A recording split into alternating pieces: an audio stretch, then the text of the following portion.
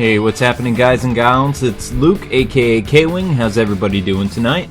Man, do I have a treat for you guys today. Actually, it's a sneak peek at my brand new show called Game Nights TV.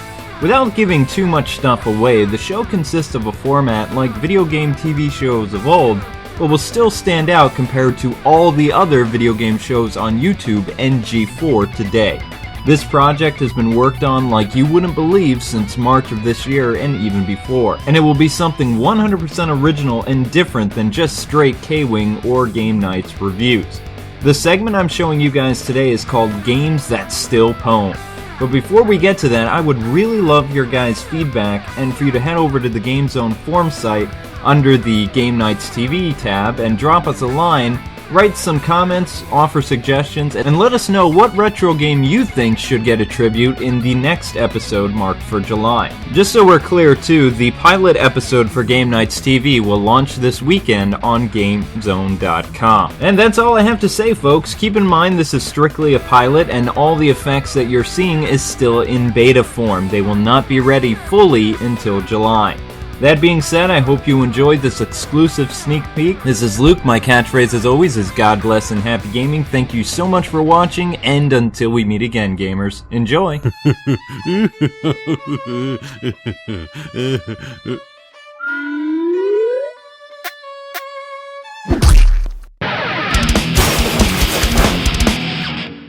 For over a decade, this game has continued to please gamers from the last generation and even today. So what is our mystery game? It's none other than Star Wars Rogue Squadron 2 Rogue Leader for the Nintendo GameCube. To date, this is still the best Star Wars flight combat sim in existence, and set the bar for combat flight sim games for over a decade.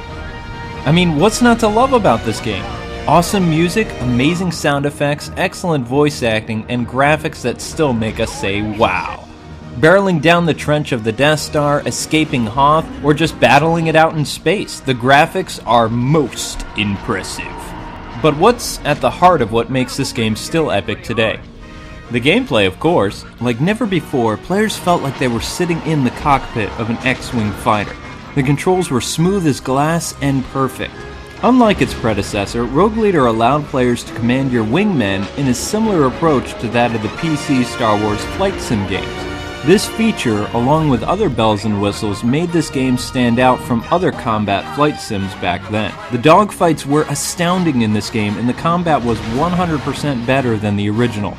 The TIE Fighter AI was smarter too, and made for such an exciting experience. Add the element of having your teammates attack your target or form up made this game even better. The story for the game followed more closely to the plot of the original trilogy and filled in the gaps missing from the movies. Example of this, Wedge takes over Rogue Squadron after Luke is shot down on Hoth. Wedge also stole the Imperial transport General Solo and his team used to land on Endor. The final battle takes place near the climax of Return of the Jedi too. So as you can see, Factor 5 provided immense Star Wars fan service throughout the game. Besides the gameplay and everything else going for this game, it had an early achievement system of collecting medals based on your performance and wicked high replay value too. Players could replay the game using various ships on just about any level you wanted to. Heck, you could even fly Vader's TIE Fighter, Slave One, the Millennium Falcon, the Naboo Starfighter, and so much more. Like classic games of old, Factor 5 included cheat codes too, which added not only a sense of nostalgia, but also gave players more options. Another charm of the game is the 5 unlockable levels too.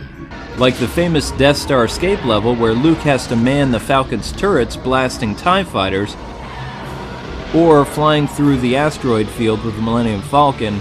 Not to mention one What If level with playing from the Empire's perspective on the Death Star level. And of course, the never filmed Empire invasion of the moon Yavin. And lastly, an endurance level. We could talk about all this game has to offer and then some. Many of you, including us, have fond memories, and this is still one of our personal favorite games of all time. The game only has one downside to this day: it's only one player. However, Rebel Strike did offer the chance to replay the second game with a buddy, a mode my dad and I played a lot back in 2003, I might add. Even though this game overflows with many reasons why it still pwns, the company sadly does not. After failing to impress gamers with the abominable layer for the PS3, in the summer of 2009, Factor 5 closed its doors for the last time. So while we honor Rogue Leader for being a game that still pwns, we are saddened that the world will never see its like again. So join us in proudly playing this title for another decade, all wings in attack position to take on the Empire.